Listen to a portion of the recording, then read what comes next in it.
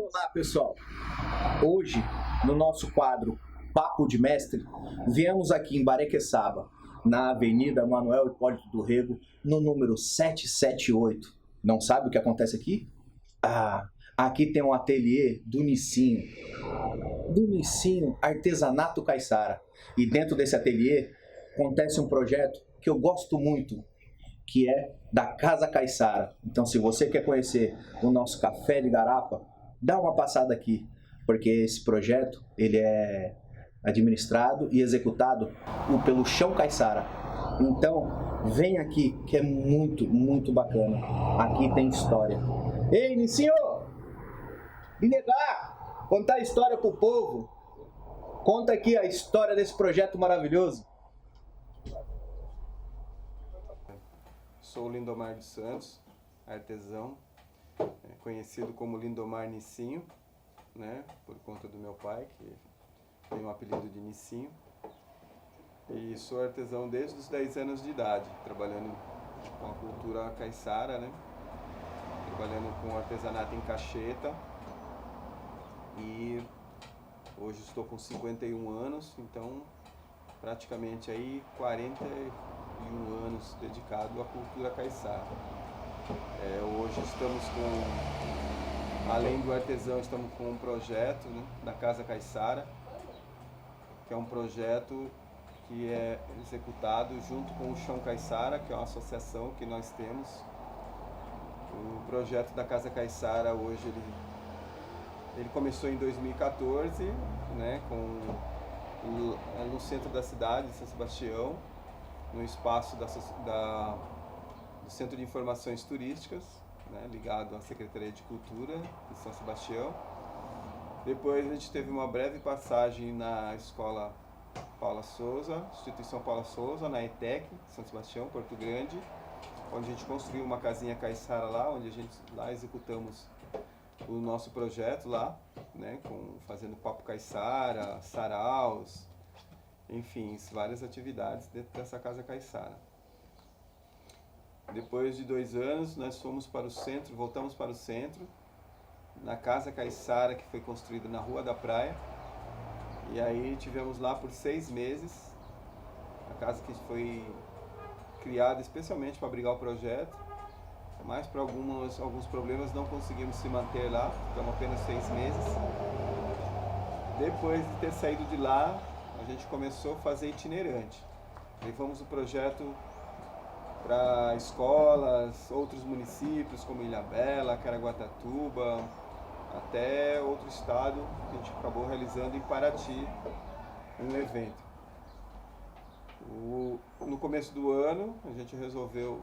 tivemos também um bom tempo aqui em Barequeçaba, no espaço da Sociedade de Amigos de Bairro, onde também a gente executava também o projeto. E o ano passado, em 2019, a gente acabou rompendo a parceria e aí ficamos sem local para ficar.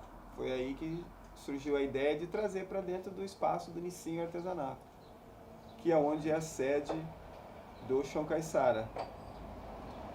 E essa ideia deu muito certo dentro do espaço, porque o espaço já tem uma característica caiçara, né?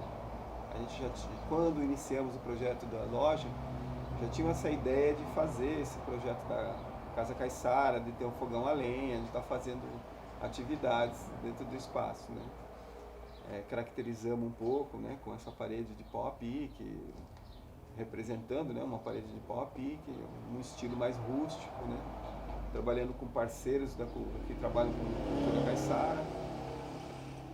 Enfim, e aí no começo do ano, em março, começamos a fazer o fogão a lenha, né.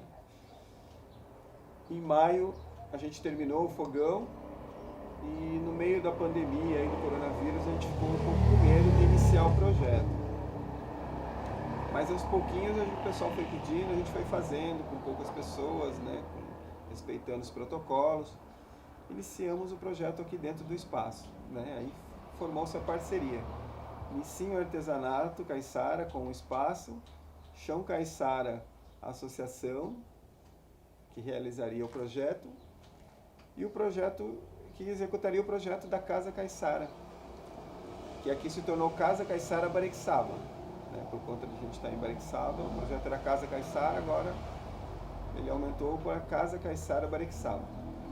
E aí no começo de junho a gente oficializou o projeto aqui, né? E começamos a fazer todos os finais de semana. Aí a gente está fazendo todos os sábados e domingos e feriados, a partir do que a loja abre, 8 horas, 7h30, 8 horas da manhã, até a hora que a loja fecha, os finais de semana, todos os finais de semana. E a gente está fazendo o Café de Garapa, que é o nosso carro-chefe, né? Que a gente sempre levantou essa bandeira de divulgação da cultura caiçara através do Café de Garapa.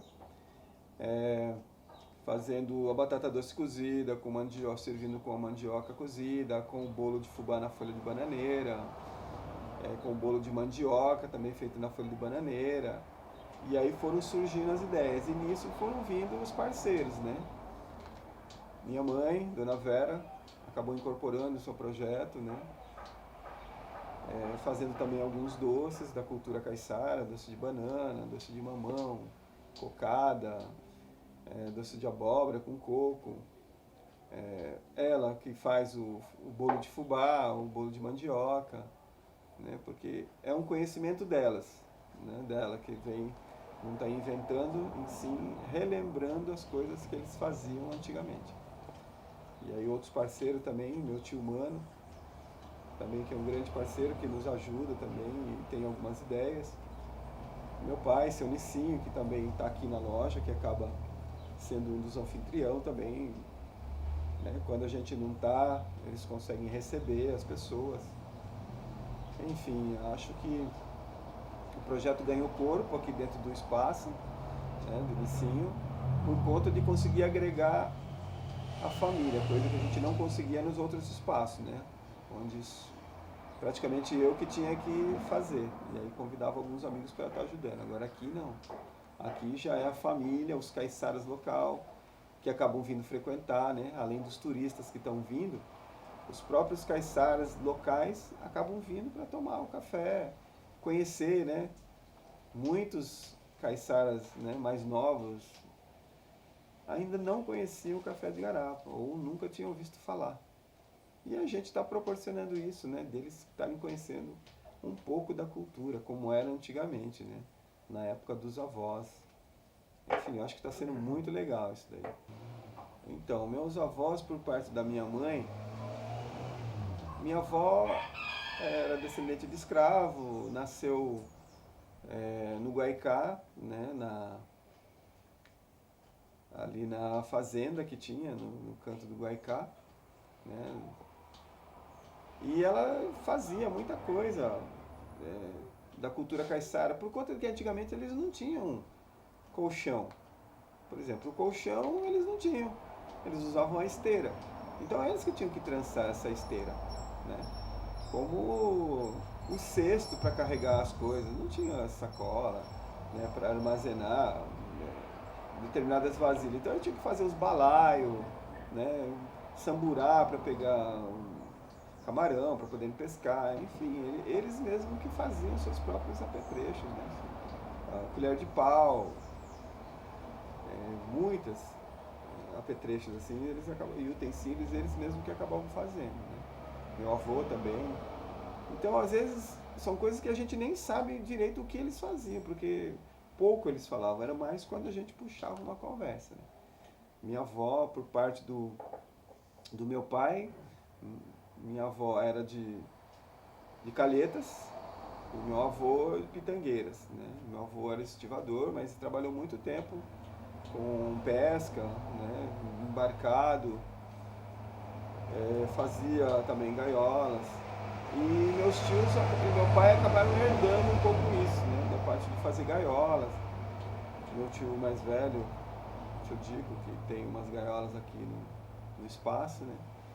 Ele que fazia as gaiolas. Naquele tempo ainda não tinha essa cultura de não poderia pegar passarinho, eles pegavam passarinhos, né? Até para a própria alimentação, por conta da dificuldade de não ter acesso muito à carne de boi, era mais a carne da caça, de passarinho, essas coisas que eles acabavam utilizando como alimento, né? Meu pai aprendeu com o meu tio a fazer as gaiolas, né, desde menino, que isso eles utilizavam como uma brincadeira, mas que era uma coisa séria, porque eles acabavam utilizando pegar esses passarinhos até para a própria alimentação, né, como já disse. E aí meu pai aprendeu a fazer as gaiolas. Só que um tempo depois, na década de 80, uma decoradora deu a ideia para o meu pai, né, de colocar pássaros de madeira em gaiolas que eles já faziam para ornamento. Na década de 80 já estava um pouquinho as leis ambientais já estavam começando, né, e eles já estavam tendo problema com essas leis. E aí eles começaram a fazer gaiolas ornamentais, em vez de colocar passarinho, colocar plantas. E aí uma decoradora deu a ideia de colocar pássaros de madeira, mas meu pai ainda não conhecia. Mas já existiam pessoas aqui no município, né, que faziam isso. Como que dizem que foi o precursor do artesanato em Caxeta, os passarinhos, né, foi seu Jordão, que foi o último rabequeiro de São Sebastião também, um grande precursor da cultura caiçara. E ele que diz que começou esse artesanato com a Caxeta. E essa decoradora, como já tinha visto, ela deu a ideia para o meu pai, né? Trouxe um modelo, meu pai conseguiu um modelo através de um amigo, e aí ele começou a tentar fazer. Aí, como ele já tinha um pouco de habilidade, começou a fazer, conseguiu fazer alguns, e começou a decorar as gaiolas, né? Começou a colocar os passarinhos nas gaiolas, tudo. E ficou bonito, a decoradora gostou, e falou para ele fazer mais, e ele também começou a fazer algumas para vender. Na época a gente tinha um espacinho lá dentro de casa, era na sala de casa, né? E aí dali começou a fazer o artesanato em madeira, e eu fui vendo aquilo, né, e comecei também a ficar curioso de querer aprender. Aí com 10, 11 anos de idade, comecei a dar as primeiras canivetadas. No começo foi meio difícil, não conseguia. Demorei um pouco para aprender, até que então depois comecei a fazer. E daí então a gente deu continuidade até hoje, né? Nesse trabalho aí de divulgar a cultura, trabalhando a cultura, né? E meu pai se especializou nos pássaros maiores, né? Nas araras, tucanos grandes.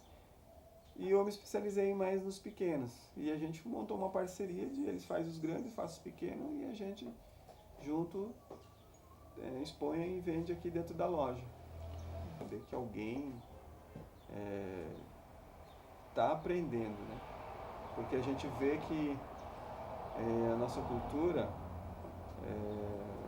por ser uma coisa dos nossos ancestrais, assim, ela vai se perdendo muito fácil, porque eles não conseguem passar tudo pra gente, né? E a gente fica muito preocupado de não conseguir aprender e depois não conseguir também repassar, né? Então, meu filho hoje está com 7 anos, né? Já tem pelo menos algum conhecimento do que é o artesanato, né? Como que é a cultura. E a gente vai passando para ele aos poucos, né? Não sei se ele vai ser um artesão, como eu, mas gostaria muito que ele aprendesse pelo menos o ofício, né?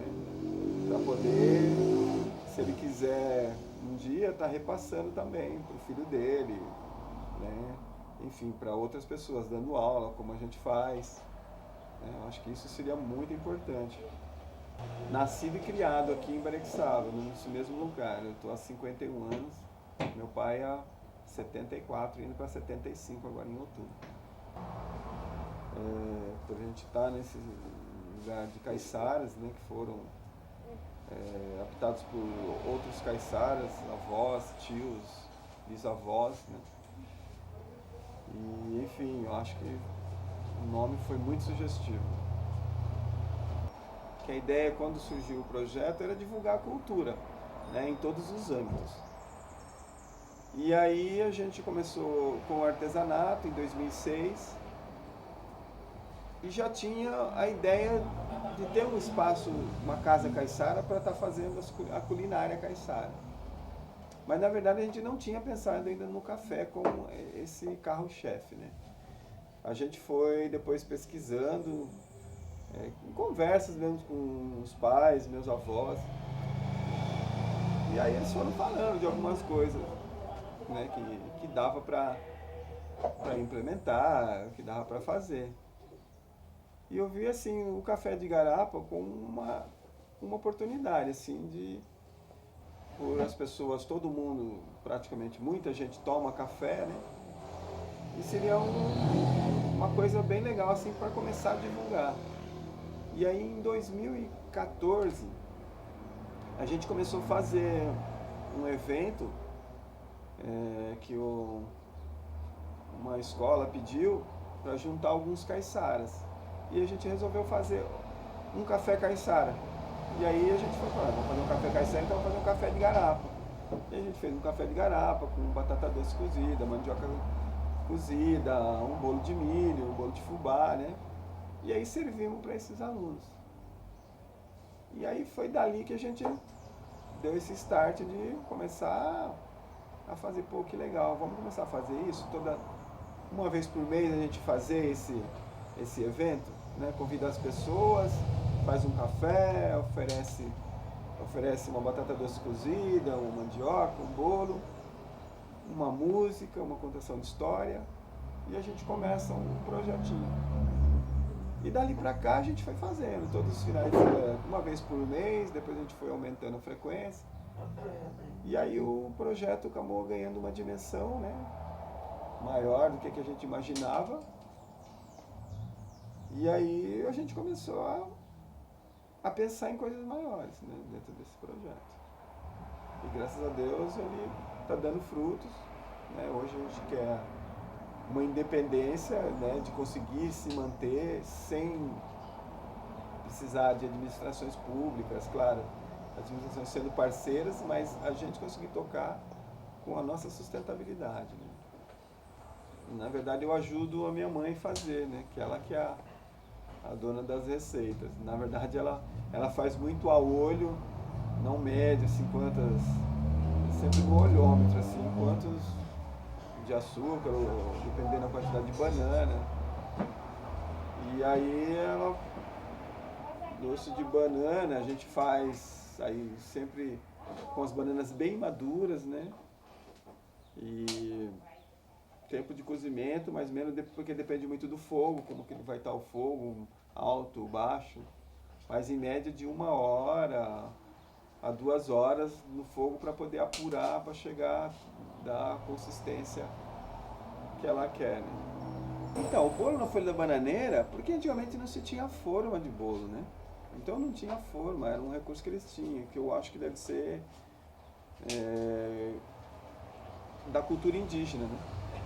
Que eles aprenderam com a cultura indígena, que era usado muito a folha do caetê, a folha da bananeira, que eram os recursos que eles tinham. Como não tinha uma forma de bolo, então eles usavam esses recursos, que, nossa, a folha de bananeira maravilhoso para fazer assar peixe, né? Inclusive eles usavam para várias coisas, né? O fogo, né, é uma coisa mágica, né? E aí o fogo ele já tem isso também, de as pessoas olharem, fogão a lenha, essa coisa mais rústica, porque os mais velhos, a maioria tiveram esse contato com uma casa de pau a pique, como a maioria que vem aqui, assim, o pessoal de idade, eu já morei, ou minha avó morou, né, ou minha tia tinha uma casa assim, tinha um fogão a lenha, e fazia isso, fazia aquilo. Então as pessoas se identificam com a coisa, né? É uma coisa assim que a gente às vezes não sabe nem explicar, porque dá até um arrepio assim quando você fala, porque é uma coisa mágica, né? E as culturas elas estão muito ligadas, né? A cultura caiçara, a cultura caipira, a cultura indígena, elas se interlaçam, né? A cultura negra, a cultura nordestina. Você tem essas faces de que o café de garapa é o café de rapadura no Nordeste. Como no interior do caipira também, alguns fazem o café de rapadura. A casa de pau a pique nossa é a casa de taipa, né? No Nordeste o girimum é a nossa abóbora, a macaxeira é a mandioca, o biju é a tapioca. Então, assim, são coisas parecidíssimas, ou melhor, as mesmas coisas, elas só mudam de nome. E às vezes um modo diferente de fazer por conta da pessoa que está fazendo. Mas as culturas elas são muito parecidas. Então as pessoas vêm aqui, elas se identificam, né? independente se ela é caiçara ou não, por conta disso, dessas semelhanças que as culturas têm. Né? O fogão a lenha, todos têm um fogão a lenha, todos usavam um fogão a lenha, porque não tinha um fogão a gás naquela época. Né? A maior dificuldade é a falta do próprio recurso, né? Porque nem sempre a gente recebe,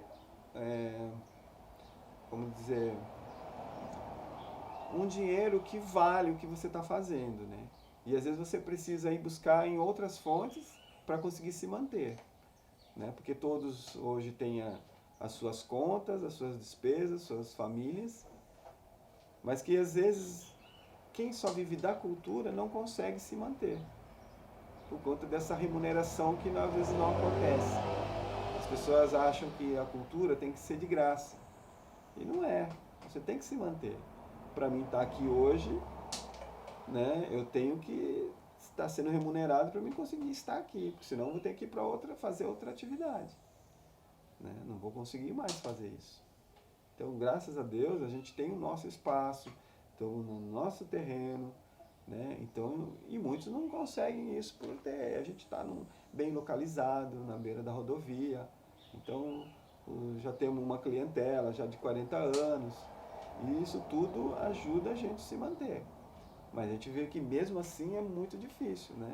Hoje fazemos projetos para conseguir dinheiro através de editais, né? Diversificando a renda, de como conseguir a renda para conseguir se manter. Porque é muito difícil, porque as administrações públicas, elas não estão preocupadas com a cultura, né? De fortalecer a cultura, de manter a cultura. Não, eles acham que as coisas têm que ser de graça. E só um tapinha nas costas, mas não é assim. A coisa precisa de projetos para poder funcionar, né? Para poder ter recursos. Eu acho que a manutenção da cultura, né, ela é muito importante através dos espaços, da gente ter o material para produzir a cultura, porque também, por mais que as pessoas às vezes quer fazer a cultura, ela não consegue, porque a taboa ela é proibida. Né? A madeira para fazer a cacheta, para fazer o passarinho, é proibido.